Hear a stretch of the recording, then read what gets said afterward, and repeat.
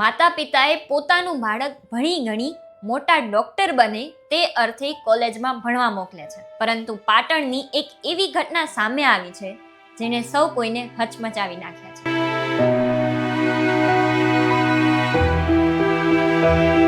પાટણના ધારપુર મેડિકલ કોલેજમાં પ્રથમ વર્ષના વિદ્યાર્થીનું રહસ્યમય સંજોગોમાં મૃત્યુ થયું છે. મૂળ સુરેન્દ્રનગરના જેસડા ગામના 18 વર્ષીય અનિલ નટવરભાઈ મેથાણીયા MBBSના પ્રથમ વર્ષમાં અભ્યાસ કરતો હતો.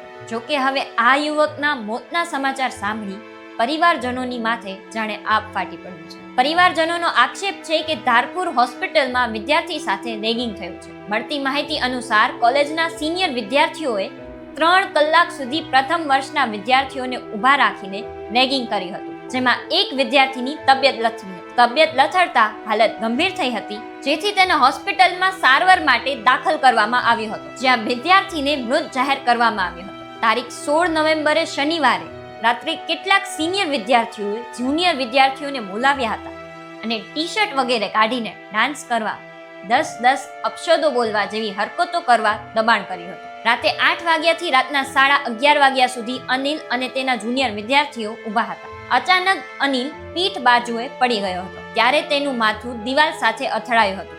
આ ઘટના બાદ સિનિયરો સીધા તેને રૂમમાં ઘૂસી ગયા અને બારણા બંધ કરી દીધા. સિનિયરોએ બીજે દિવસે જુનિયર વિદ્યાર્થીઓના મોતના સમાચાર ફેલાતા અને પોલીસ આવતા જુનિયરોને ધમકી આપવાનું શરૂ કરી દીધું હતું.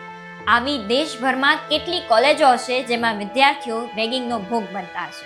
શું આ મામલે સરકાર દ્વારા કોઈ તપાસ કરવામાં આવશે કે કેમ?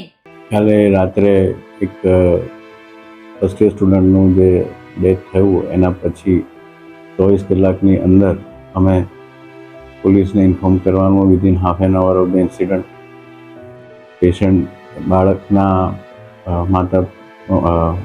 પેરેન્ટ્સને બોલાવીને એમને કન્સલ્ટ કરી પોસ્ટમોર્ટમ કરાવી બોડી આપી.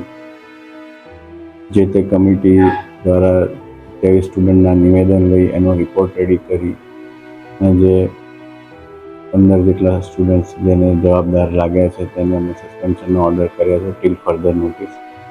આગળની કાર્યવાહી જે છે પીએમ રિપોર્ટ અને પોલીસના જે કાર્યવાહી છે એના આધારે કરવામાં આવશે.